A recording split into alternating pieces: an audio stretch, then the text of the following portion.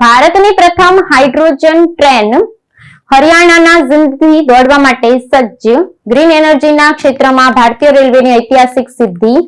Zero carbon મિશનને મળશે વેગ। ભારતીય રેલવેના ઇતિહાસમાં એક નવતર પ્રકરણ આલેખતા હરિયાણાના ઝિંદ જિલ્લામાં દેશની સર્વપ્રથમ હાઇડ્રોજન સંચાલિત ટ્રેન દોડાવવાની તૈયારીઓ પૂર્ણતાને આરે છે। પર્યાવરણને અનુકૂળ ગ્રીન એનર્જી તરફનું આ મહત્વનું ડગલું વડાપ્રધાનના શૂન્ય કાર્બન ઉત્સર્જનના લક્ષ્યાંકને સિદ્ધ કરવામાં નિર્ણાયક ભૂમિકા ભજવશે। આ ટ્રેન શરૂઆતમાં ઝિંદ અને સોનીપત વચ્ચેના રેલવે માર્ગ પર પ્રાયોગિક ધોરણે ચલાવવામાં આવશે, જેના માટે સ્થાનિક રેલવે સ્ટેશન પર હાઇડ્રોજન પ્લાન્ટનું નિર્માણ પણ અંતકામાં છે। અદ્યતન ટેકનોલોજી ધરાવતી ડિજિટલ એન્જિનનો શ્રેષ્ઠ પર્યાવરણીય વિકલ્પ સાબિત થશે તો ઉપયોગ કરે છે।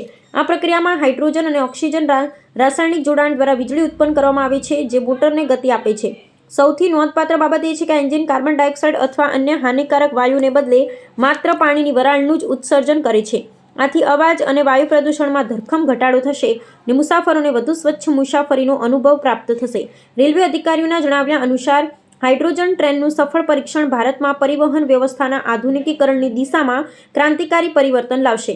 આગામી સમયમાં આ યોજનાનો વ્યાપ દેશના અન્ય ડુંગરાળ અને પર્યાવરણીય દ્રષ્ટિએ સંવેદનશીલ વિસ્તારોમાં વધારવામાં આવશે, જેથી પ્રાકૃતિક વાતાવરણને નુકસાન પહોંચાડ્યા વગર લાંબા અંતરની મુસાફરી શક્ય બને। સરકારના આયોજનથી ભારત હવે જર્મની જેવા વિકસિત દેશોની હરોળમાં સામેલ થઈ ગયું છે, જ્યાં હાઇડ્રોજન ઈંધણનો ઉપયોગ પરિવહન ક્ષેત્રે વ્યાપક સ્તરે કરવામાં આવે છે।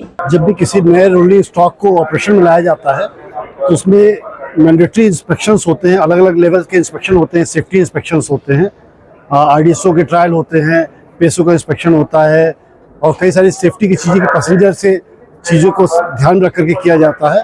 इसी की कड़ी में आज सीसीआर साहब का निरीक्षण है, प्लांट का निरीक्षण किया, रेक का निरीक्षण करके इसके बाद साहब अपना जो भी पॉइंट है वो देंगे।